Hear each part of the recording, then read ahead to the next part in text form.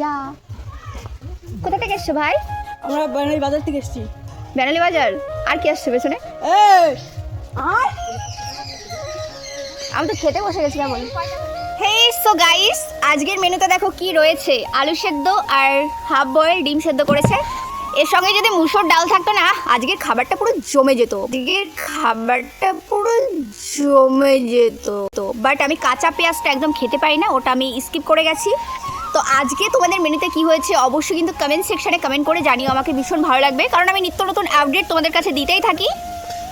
সবে মাত্র খেতে বসেছি, ভাইগুলো এসেছিল সরস্বতী পুজোর চাঁদা কাটতে। ছোট ছোট ভাইগুলো তো অবাক হয়ে গেছে ক্যামেরার সামনে একা কেন আমি বক বক করছি।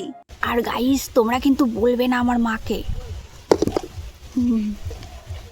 হ্যাঁ কিছু না। কি আমি তো ভিডিও করছি না।